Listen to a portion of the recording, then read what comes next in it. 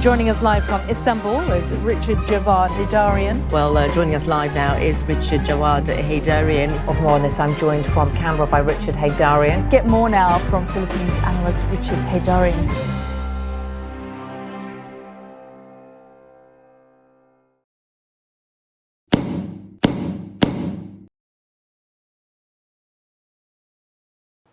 Welcome to The Floor. Ito yung podcast kung saan pag-usapan natin yung mga pinakamainit na issues sa ating bansa concerning our national security, our prosperity, our democracy, and of course, domestic politics. Today, may kasama tayong guest, special guest. Anong pangalan niyo ulit, sir? Welcome to our little show, Senator. Now, obviously, Sara didn't become the president in 2022, but she could still become the president in 2028. But as early as now, may mga usapin na baka impeachment should be next. Mm-hmm. And, conversation with different people. For instance, Justice Carpio was saying na if you look at grounds for impeachment, parang ang daming potential grounds na pwede gamitin ng mga critics and opposition. Yung betrayal of public trust pa lang. It's a catch-all. Ang dami mong pwede pasok. Confidential fund issue, among other things. So, what are the prospects from what you know as of now? Of course, things are moving by the moment. Yeah. Sa nakikita natin, if that option would be resorted to, that impeachment option, it should happen within the next 3 weeks? 3 weeks. Yeah. So, kasi the window will definitely close after the 2025 elections. Why? Because the conversation is 2028. Yes. And the senators now would have different motivations for their vote. Because right now, let's say yung mga tatakbo for election, right, would have to toe the line. Machinery of the state. Yes, they would have to toe the line. But after 2025, they can outlast or outlive the Marcos So administration. you're saying, ito yung huling leverage, maximal leverage ng admin. Yes. Assuming admin wants this to happen. Kasi the reason I'm asking this, Sonny, is because some people will say, the impeachment one, obviously numerically, baka the numbers there in the Congress. Mm-hmm. But Sara needs 8 in the Senate to block this, right? Yeah. Do you think she will have that 8 before? Having experienced the... You were in Senate, yeah. Yeah, the first completed impeachment. When we first started the impeachment trial of Chief Justice Corona, right. 10 lang kami na medyo leaning towards conviction, no? 13 ang leaning towards acquittal. So that's without any persuasions. Then the administration flexed its influential powers. Then they ended up with 3. So we were able to persuade an additional 10 from our initial ranks na 10. So yun. So Corona impeachment is for you the precedence rather than the Estrada impeachment, which was not successful in a sense. Kasi military nang pumasok. Otherwise, EDSA dos wouldn't have happened. And you can also use the Merceditas Gutierrez experience. Just the mere threat of the impeachment could be enough to force the person to do preemptive resignation or something like that. Yes, but in this case, I think the impeachment case needs to be filed. And it just needs one congressman at least to get the ball rolling, no? Or citizens via congressman, technically speaking. Yeah. But I think if they decide to go for that option, it should be overwhelming. Yeah. And speaking of that, I mean, wala bang risk na pwede mag-backfire yan in the sense that Sara can... Kasi we saw nung nag-resign siya from DepEd, according to critics, parang paaway effect. I mean, she said nothing against the president. She really held back. And then she's a woman. She looked vulnerable. Parang sabi ko, parang Lenny ang dating niya. Nung nag-resign si Lenny, it was really weird. Like, wait, parang this is not the Sara Duterte or Duterte we know. And even yung recently na nag-release siya ng statement, essentially, we deserve better. Again, the tone, the delivery, this is the Sara as a victim kind of branding, right? Or positioning or posturing. Hindi ba risky yan na baka it will help them to consolidate their base in midterm elections? Well, in a vacuum, yes. But the answer to that question would solely depend on the effectiveness of the communications apparatus of the So administration. labanan ito ng Oo. communications. And I think they're not wanting in that department. Pag breakdown ito, makita ng mga tao. Of course, kailangan totoo yung mga ebidensya, Right. mabigat, totoo, and believable. Given na yan. I'm just saying, Oo. assuming even that politics is politics, right? Yeah. It's the art of performance, it's the Yeah. art of narratives. Yeah. So pagka na-breakdown niya ng mainstream and social media, makikita ng mga tao yan. She needs to go. So you're confident in the Filipino people despite the high approval and trust rating in Sara, highest so far among officials, although bumaba Yes, ng it's going significantly down. It's going recently, that if the evidence is really substantial, Yeah. people will follow it. So sa tingin mo, yung all of this Duterte fever, if you can put it that way, you think that could dissipate if the evidence comes out substantial and the communication is effective? I think it's dissipating already. Since January, when we monitored the systematic breakdown of the Duterte political base, it has drastically diminished the myth. Compare that to 2016 when Duterte was still an unknown political product. Na-create nila yung myth na yun, na magaling, incorruptible, anti-illegal drug crusader, Father of the nation. tapos magaling na local executive, lahat-lahat na pinakis nila. And yet, di ba, during the campaign, every red flag na nakikita mo, but they were holding on to the myth more than the red flags that they were seeing. So, nawala na yon.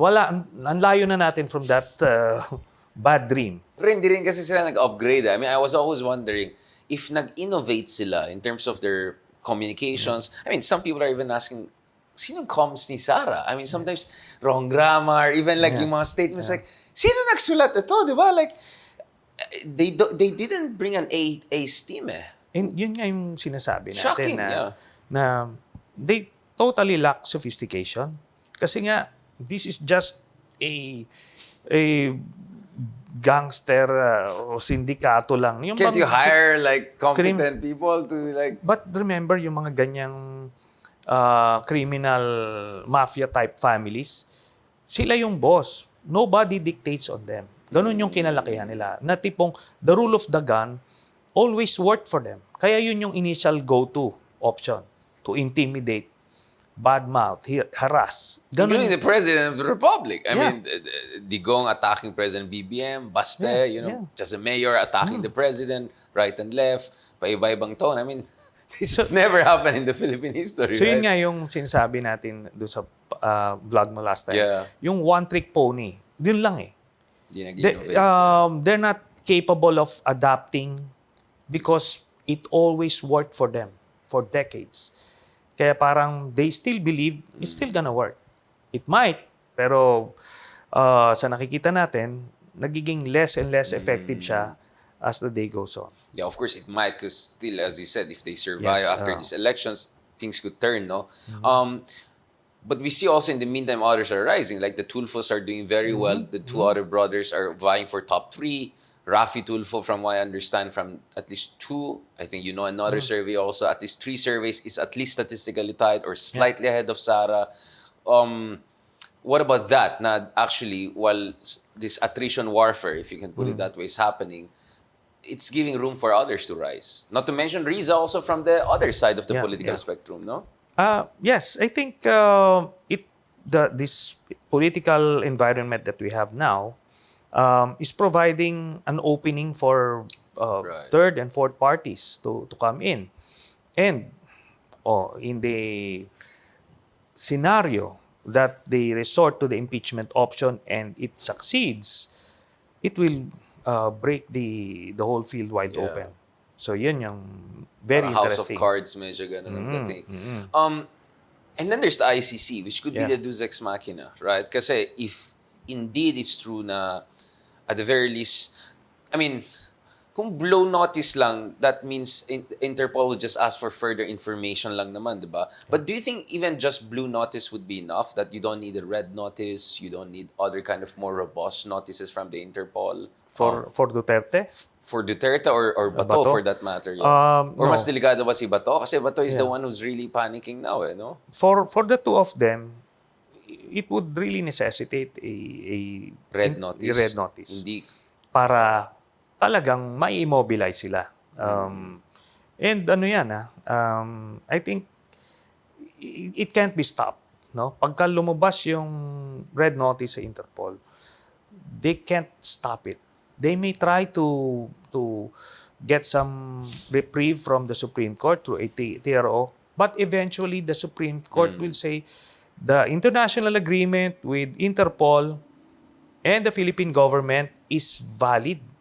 Therefore, it You should have be to follow, implemented. which is what Remulla and also former Justice Secretary of Duterte now, Solicitor General Menardo Guevara has mentioned. I also heard about this angle na baka may leftovers from Digong like Alberto Bernardo dun sa mga Napolcom, Yeah. yung mga ganun. What about those people? Because at the end of the day, PNP has to come in and cooperate, right? They have to enforce the Interpols, Yes. Essentially. Red notice if ever. But Even blue notice, yeah. The Napolcom, I think, naglagay sila ng mga tao dyan to protect yung mga kasindikato nila ng mga police. And they're successful in doing that. Yeah. Pero to actually stop a police operation, they won't be able to do that. Diretso yung PNP chief sa sa Mas-circumvent presidente. yung mga Oo. ganun. So, hindi mapipigil yon. Ang mga complexities lang dito is yung finesse sa pag-i-effect nung arrest.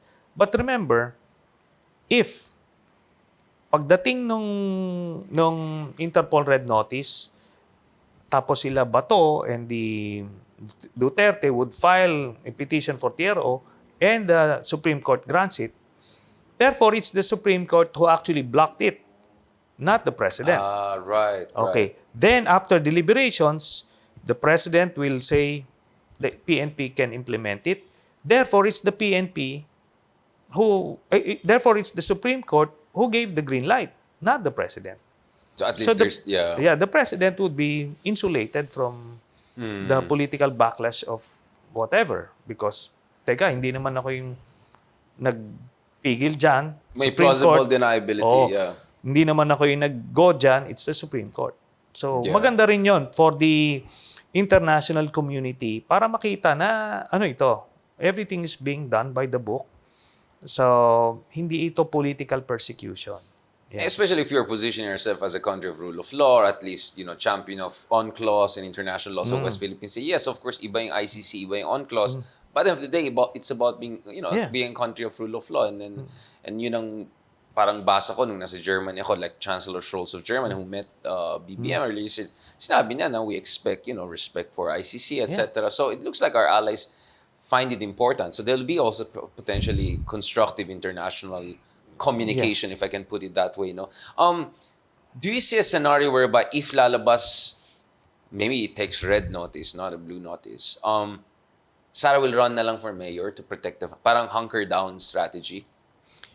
Ang nakita ko kasi, yung vice presidency, parang it gives them it gives them that Cushion. parang sword of Damocles kay Sword kay presidente BBM, na no? tipong dirito kami. Yeah. So don't make Right. any bad move.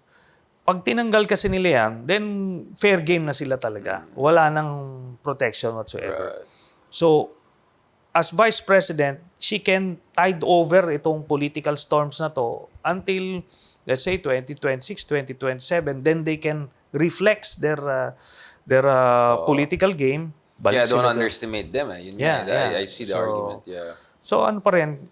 But kung that impeachment option is resorted to, she may Run na lang for GU. Oo. And what about the option of,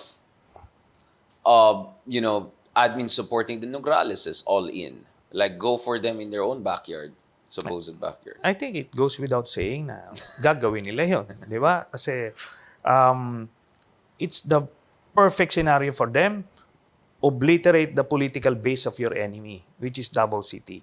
And at the same time, emancipate the Baweños na get out of that trance na whatever, what's this, na pinainom Duterte sa inyo fever, na, yeah. na Kool-Aid na pinainom sa inyo dyan. Snap out of it, di ba? And realize na, there is a more civilized world out there. Yeah. Alternative. Ako naman, from my conversation, I won't say ganong kalawak, but in Davao, I think people have a more nuanced take, even yung differentiation between Sara and the father. So it was just a question of, they're the only game in town eh. So probably if you give them a viable alternative, and I think Migs Nograles is stepping up among others, and the Nograleses are not nobodies, and they bring a lot of sophistication and all. I think it's not just a Kool-Aid thing. It's also about practicability of having a real alternative. Kasi for a long time, ano lang naman eh. Kunyari lang yung mga tumatakbo sa elections doon, di ba? Hindi. Merong mga alternatives na sumubok, but yung muscle nandoon eh.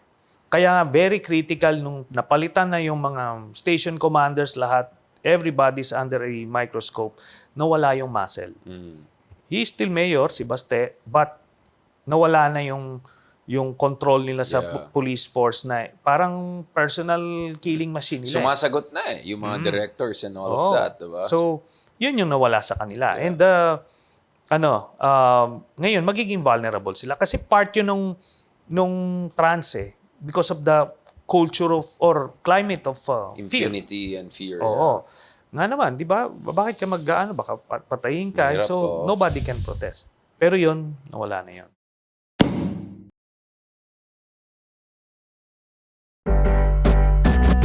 Joining us live from Istanbul is Richard Javad Heydarian. Well, joining us live now is Richard Javad Heydarian of Mones. I'm joined from Canberra by Richard Heydarian. Get more now from Philippines analyst Richard Heydarian.